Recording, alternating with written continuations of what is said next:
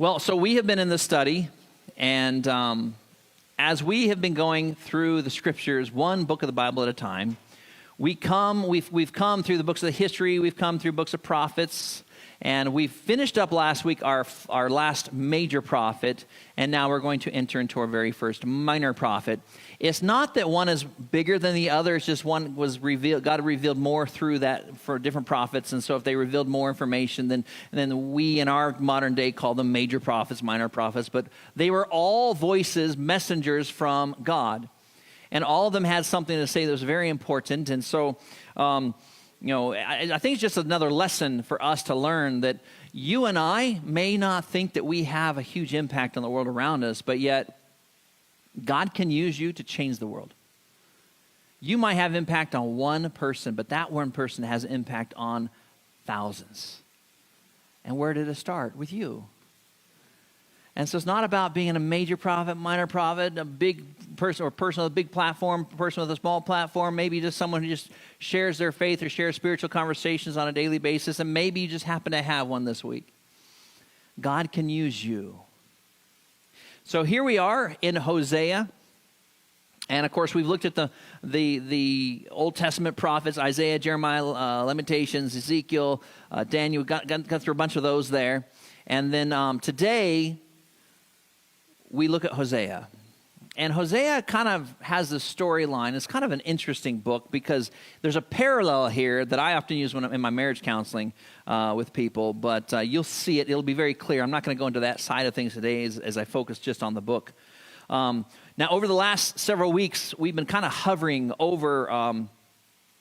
we've been hovering over the southern kingdom. We've been focusing on them with the Babylonian captivity, where Jerusalem falls and Judah falls and are taken into captivity. And a lot of the prophets that we looked at were in one of those waves taken into captivity. But that is not the case for Hosea. In fact, he was in the northern kingdom. We haven't really looked at the captivity of the northern kingdom that much, but when the kingdom split, it was split into two different kingdoms: the northern kingdom and the southern kingdom. And what you had was two entirely different rulers then at this point. And because there's different rulers, they're going in different directions. In fact, when Israel falls, northern kingdom of Israel in the north, when that kingdom falls, Judah is still remaining faithful. In fact, in Hosea, God even refers to Judah as still holding firm. Now, if you think about last week, we were looking at how Judah has not held firm, but that's because that's that specific kingdom, all right? And so we kind of have to go backwards a little bit in time as we look at this. And so let's see if we can do a history lesson really quick. Jeremiah chapter 3, verse 6.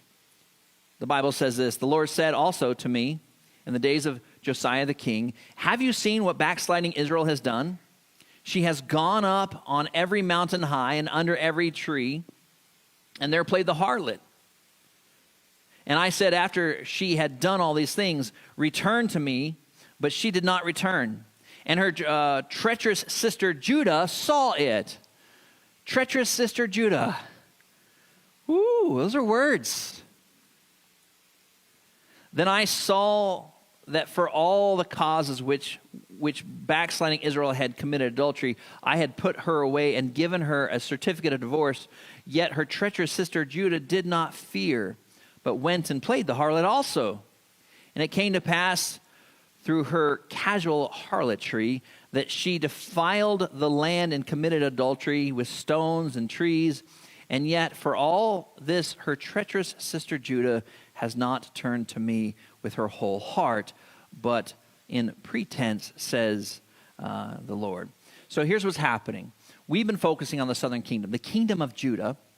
And as God is speaking through the prophet Jeremiah to the king of Judah, he's like, you're a treacherous person. You saw the fall of Israel, the northern kingdom, but you didn't do anything about it. And because you didn't do anything about it, you just kept going down this path. And so God really looked at Judah from a position of, hey, what is your problem? Why did you not learn from this? Well, so we have to have kind of a little history lesson. So let's see if we can figure this out. After the death of David's son Solomon, the next heir to the throne was Solomon's son Rehoboam, okay? And he chose not to listen to wise counsel. Have you ever been there? Like you have two people giving you wise counsel, like they're both people giving you counsel. One person tells you something you want to hear, and another person gives you the wise counsel. And we chose to listen to the non-wise counsel because it's our friend. It may be a person we like to be around, whatever it might be. And that was actually the case with Rehoboam. His friends gave him counsel instead of him listening to the wise men of the kingdom. And so because of that, a division arose. And so Rehoboam, he chose to listen to unwise counsel, which caused a great division in the nation. And those upset with the new king, they chose the outcast Jeroboam as a representative to go and talk to Rehoboam.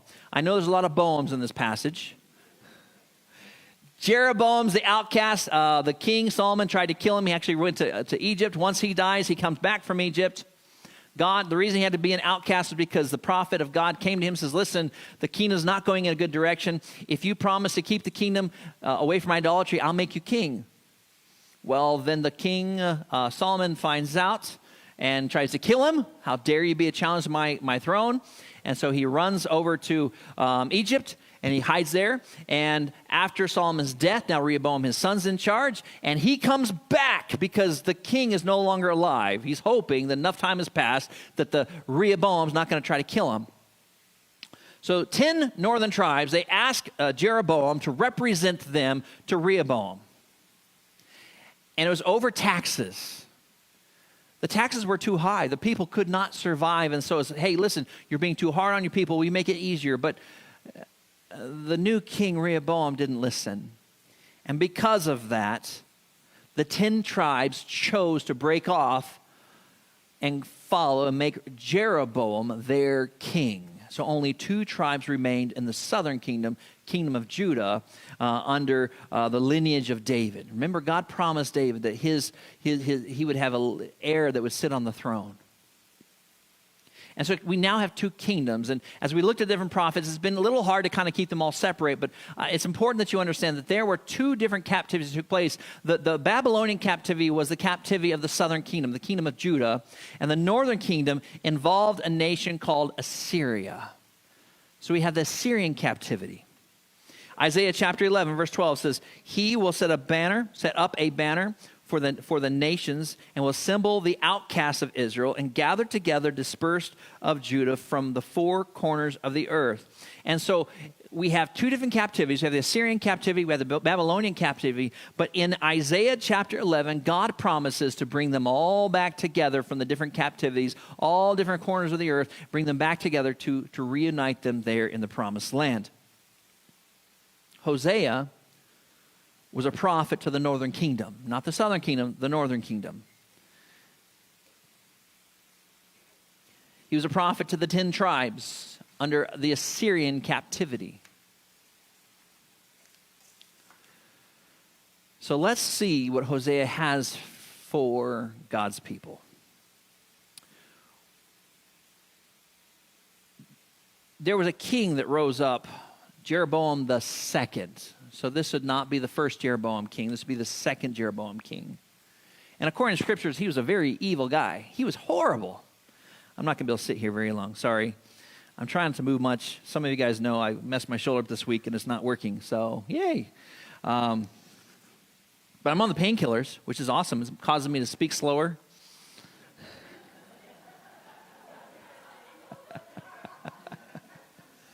We'll see about that. The first 3 chapters of Hosea kind of gives us the themes of the book. So in a sense, you could read chapters 1, 2, and 3 and know what the rest of the book's going to be about. Okay? Hosea chapter 1, verse 2. When the Lord began to speak to Hosea, the Lord said to Hosea, go take yourself a wife of harlotry and children of harlotry. For the land has committed great harlotry by departing from the Lord. Are there any kids in here? My daughter, she's fine. Go pick a woman to be your wife. She's to be a harlot. Do I have to describe what a harlot is? Okay, good. Whew. God is going to draw a parallel between the faithfulness of this harlot wife and God's chosen people, Israel. They could choose to remain faithful to the one true God, or they can choose to run around with a whole bunch of idols. So within these first 3 chapters, Hosea basically, he introduces the themes, and here they are. They are Israel's rebellion, the consequences of that rebellion, and most importantly, how Israel's sin and rebellion will be overcome by God's love and mercy. Listen, rebellion against God does not end well for anyone. Here's the great news. God loves us. God has mercy toward us. And God will do the same for the children of Israel. The prophet, he marries a harlot, Gomer. And in the pages of Hosea, their marriage becomes a picture of Israel's unfaithfulness. As Israel's constantly turning to other gods, his wife Gomer continually runs to other men. Hosea chapter 1, verse 3. So he went and took Gomer, the daughter of Diblaim. I don't know if I said that right. And she conceived and bore him a son. Then the Lord said to him, call his name Jezreel. For in a little while I will avenge the bloodshed of Jezreel on the house of Judah and bring an end to the kingdom of Israel, the house of Israel. And it shall come to pass in that day that I will break the bow of Israel in the valley of Jezreel. Now, Hosea will have 3 children with his wife. He is asked to name every one of them by a specific name representing something very important. So this first child was named to remind Israel of a past massacre by the king Jehu. He's like, hey, remember this massacre where all these people in Israel were killed and destroyed? We're going to name him after that massacre. Because it's not going to end well in rebellion against God. Well, then, they had a daughter, and they named their daughter Lo Ramah. Her name means not pitied or no mercy. Again, this is God's warning. God is going to withdraw his mercy. You will be judged for your actions. Their third child was named Lo Ami, meaning not my people. Think on that for a moment. These are God's chosen people. But this third child says, hey, you want to know what the worst possible consequence of your sin is? I'll reject you. Now, luckily, by the end of the book of the Bible, or by the end of the book, Hosea, God says, I'm not going to reject you. I will hold you and bring you back. So there is hope. Hosea chapter 2, verse 23, then I will sow her for myself in the earth, and I will have mercy on her who had not obtained mercy. Then I will say to those who were not my people, you are my people.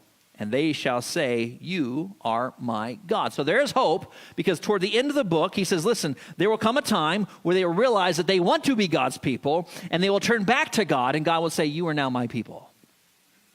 So there's hope. In the story of Hosea and Gomer, the harlot pursues the lovers outside of the marriage covenant regularly. Yet instead of offering a bill of divorcement, Hosea is instructed to respond as God responds to Israel, take her back.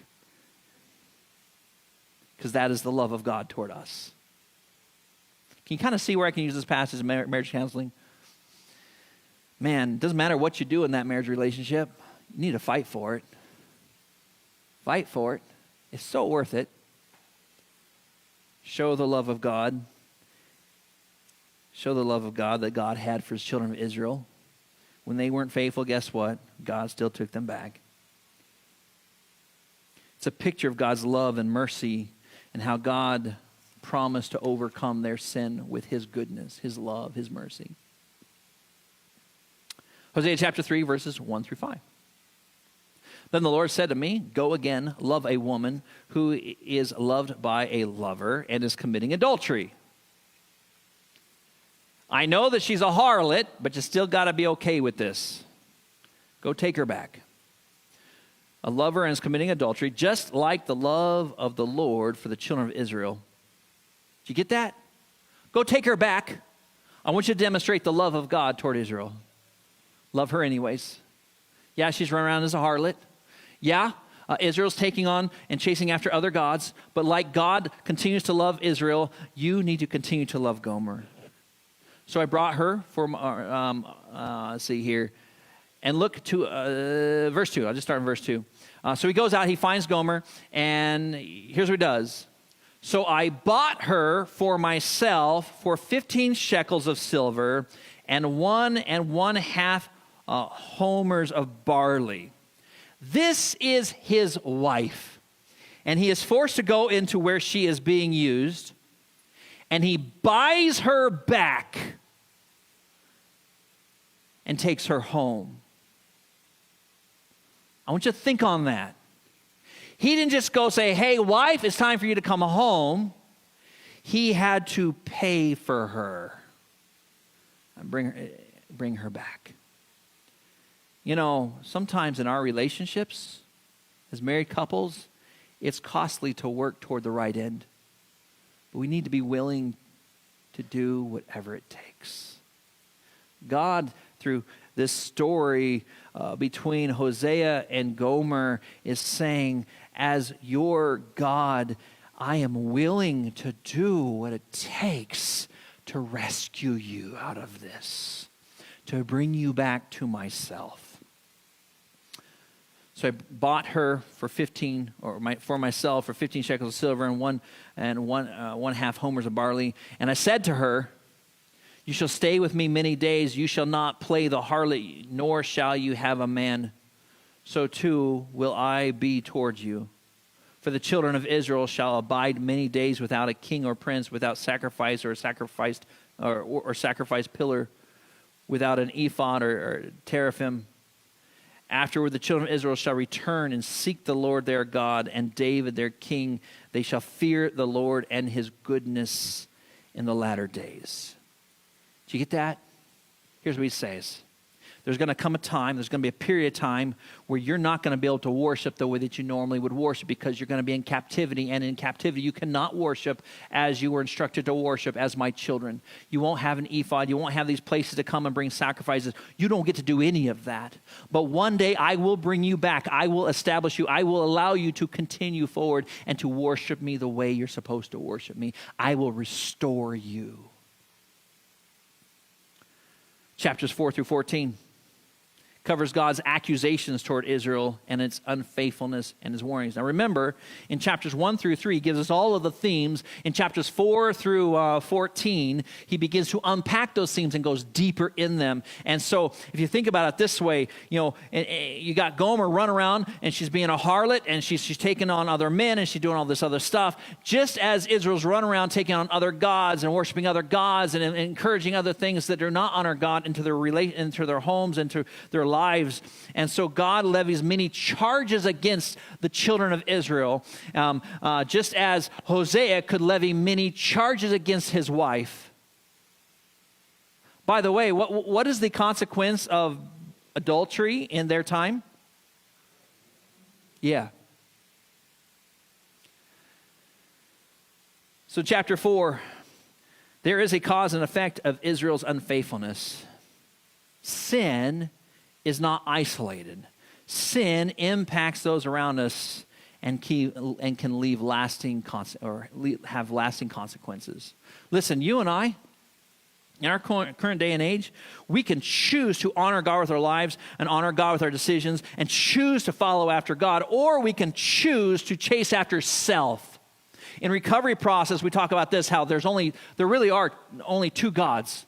The one and true God and the God of self. The God of self chooses to do their own thing and to medicate and do all these other things that we want to do. It's not a big deal. It's only one time. It's only a little bit. And so self, we're constantly feeding self, and that doesn't honor God.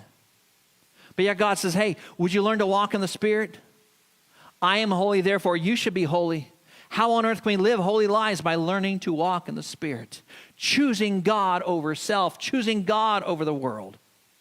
And so God will levy many different accusations toward Israel. And by the way, because that sin is not isolated, it's not like you got one family here who worships God only, and you got a family over here who worships idols and also God. What happens is the whole nation will be judged because of this idolatry. And so sin impacts those around us, and it brings lasting consequences. Hosea chapter 4, verse 1, hear the word of the Lord, you children of Israel, for the Lord brings a charge against the inhabitants of the land. There is no truth or mercy or knowledge of God in the land. By swearing and lying, killing and stealing, and committing adultery, they break all restraint with bloodshed upon bloodshed. The nation has turned out to be pretty awful. Chapter 4, verse 12. My people ask counsel from their wooden idols, and their staff informs them. It's like picking up a stick saying, what should I do today? And thinking the stick's going to talk back to us. That's how they're doing things. And their staff informs them, for their spirit of harlotry has caused them to stray, and they have played the harlot against their God. They offer sacrifices on the mountaintops and burn incense on the hills under oaks, poplars, and terebinths, because their shade is good. Therefore, their daughters commit harlotry and their brides commit adultery. The nation of Israel does not honor God. They're just living however they want to live. By the way, that's the state of many Americanized Christians today. They will come to church. They will sit in a seat. They will go home and they will live like the rest of the world. That does not honor God. What honors God is a desire to walk with God more closely every single day of our lives. What honors God is a willingness to say, hey, you know what? There's something here that doesn't belong. Let's unpack that. Let's work on that. I want to honor God with my life. We need to wake up as a church. We are surrounded by deep darkness. And let me tell you something. You can't have both sides of the fence.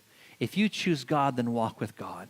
If you choose the world, there will be consequences for that, just as Israel faced. It's your choice. Got to wake up, stand up, and live what God has asked you to live. You're called ambassadors, supposed to represent Jesus Christ. You can't represent Jesus Christ if you're going to be silent. You can't represent Jesus Christ if you're living like the rest of the world. You must be an ambassador for Christ. We live in a world full of darkness, just like the times of Israel here. And God levies many accusations against them, saying, listen, you're following after all kinds of wickedness. This does not honor me in any way. This does not belong. You are my children. Remove this. And if you won't remove this, there will be consequences. But I promise you this, on the other side of judgment, my judgment, the judgment of your one true God, when I finally bring you to a point where you will turn back to me, I will restore the remnant. I will call you from the four corners of the earth and bring you back to the promised land, and I will reestablish you. God doesn't give up on Israel. Remember, Israel, the picture in the story of Hosea, they're the harlot. They're running around. They're being unfaithful. And God's constantly saying, come back to me, come back to me. In fact, Hosea chapter 6, we're halfway through the book of this Bible now, or the book of Hosea now. And in chapter 6, he says, come, let us return to the Lord, for he has torn. But he will heal us. He has stricken, but he will bind us up. After 2 days, he will revive us. On the third day, he will raise us up that we may live in his sight. He's pleading with them, come back to me, come back to me. But they chose their way of wickedness to play the harlot. They would not remain faithful to God. Chapters 12 through 14, Hosea takes the reader on a history lesson to show how God has been so good to Israel. He says, hey, listen, I want you to think about what God has done for you. Hosea reminds them of how God took them out of Egypt and set them free, but yet it was crazy because just after God brought them out of Egypt, self sets back in and they start thinking of self and they rebelled against God. Hosea reminds them of their treachery of Jacob's lie to receive the blessing from the father. Again, self set in. Israel's rebellion in the wilderness. When they're walking around the wilderness, they constantly were rebelling against God. He reminds them of that. Again, self sets in Exodus and Numbers. Their instance of being like, their insistence on being like every other kingdom. If you remember, when they established their first king, Saul, they were supposed to be a theocracy. In a theocracy, who is in charge? God. But we want to be like all the other kingdoms. We want to be like everybody else. We want a king on the throne. And no matter how much the prophet of God tried to talk them out of it and show them this is not a good thing, you want God as your leader. You do not want a man leading you. They refused to listen to wise counsel. They refused to listen to God, and they did it their way. And by the way, had they not done it their way, they would not be in the situation they are today. Because self. They would not be in this situation where Israel is about to be judged and taken into captivity. Instead, they chose their way. They got their king, and with their man king, all kinds of bad stuff started happening. But there is hope in the book of Hosea.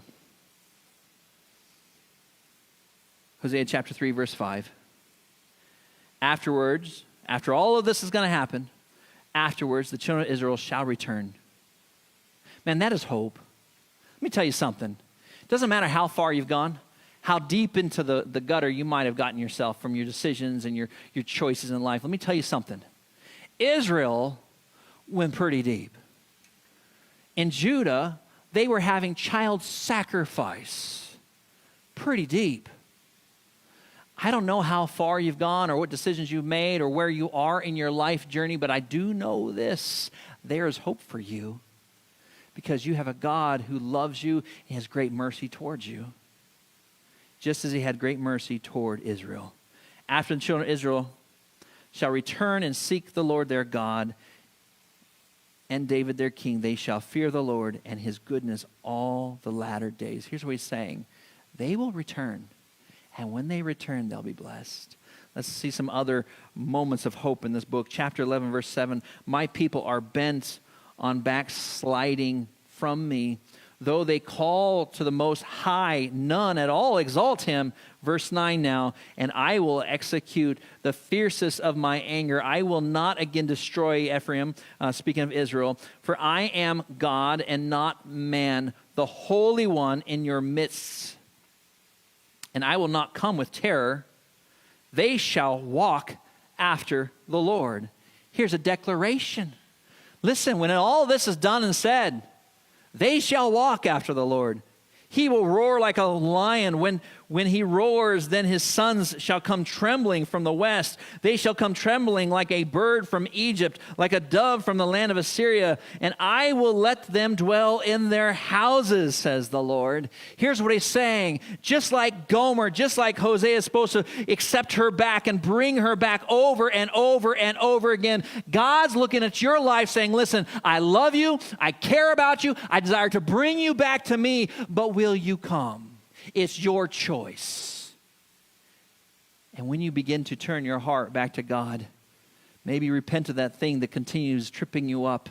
Say, God, I desperately need your help in this. Let me tell you something. That is the beginning of one of the greatest journeys of recovery you can ever experience. Because you have a God who has not forsaken you. You have a God who loves you. He cares about you. He wants to see life transformation in your life. But you've got to choose to follow and walk after him. It's your choice what God does in your life today. You can continue to choose to chase after the world. And God, like Hosea, will wait patiently to try to bring you back.